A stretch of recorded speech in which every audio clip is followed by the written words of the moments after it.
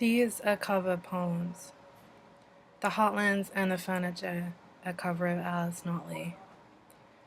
Like everyone, I only want to know what happened at the beginning. Was there a beginning, and was I there? Empty eyes of stars throwing light, refusing the story with their silk annoyances. They have no memory of growing. This body will never be stained glass for light to pass through. What smooth pebbles it found in the beginning, what smooth waters perforated with earth. It is easiest to walk alone.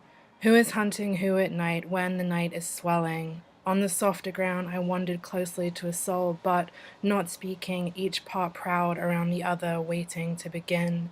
Before I was born I had no dreams of this, only the leftover objects that I brought back from those dreams. Once the soul was a tiger in miniature, once it was a mirror on the floor. Walking across it my feet appeared certain of an origin and silver flight. I would not mind finding these things in the moon. Once it was not there but crusted in lilies, a tree waiting for what became a city before I had built it. Once it was the battered milking stool in my mother's kitchen, red paint flaking on a darkish floor, and feeling its poor small legs creaking. When it was burnt for lack of utility, it was no longer the soul. I do not think the soul was ever the trash heap where what couldn't be burned ended up, though the soul was once fire that refused to dance its own dance. Once the soul braided itself into a river, goading me at its bridge. Once it was my body. Water is always costly, as a body is always costly without questions of money. What I had most wanted was a music resembling pine trees to explain how a forest forms, and then for the forest to form. As a green landscape, many of the claims of suffering are false. Once I suffered as a verdant thing in the dormant small drops of liquid, here blood, here rain, the most swaying blade of grass in its mass of sisters. I was just in the wind to move, just in the wind to move, refusing to grow, staying instead on point. Even at this length, I was a disobedience. When I was planted in the earth, I could not leave it. Tired of waiting, I dreamed a beginning. There were seeds all over the air, and I became one of them, in theory hauling my small home to keep me untethered.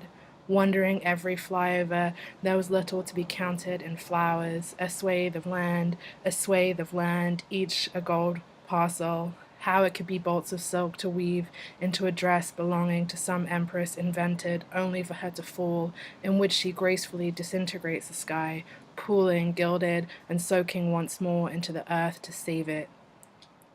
An ability to break into small parts in a smooth and pleasing way is often the most fluid means to regard beauty, a melody made in fragmenting.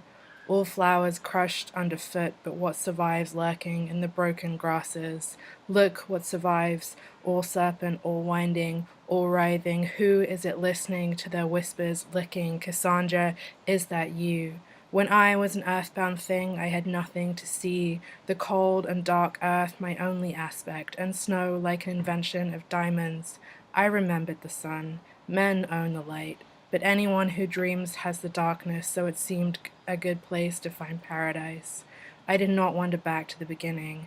I did not begin. The sky will backdrop all eventual deaths, even in boring weather.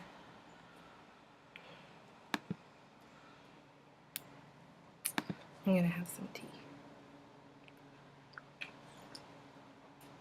This is a cover poem by Gail Thompson, after Elizabeth Bishop. All night in this green world, I have the impulse to disappear, dreaming again of islands shedding islands, glass eyes and clamshells between cold walls.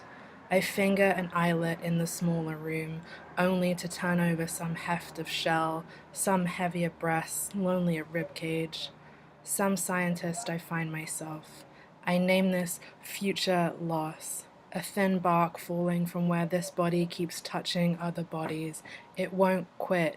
In refulgence, in the coffee beans spilled on staircases where others won't wake up. They won't wake up. Refulgence, cousin of to shine back. Only on the kitchen floor can I still touch you, a haptic terminal to hearken. Only this simple key is why we continue the myth of the hair shirt. I have a small kitchen heated by this large basin of warm water and verbena.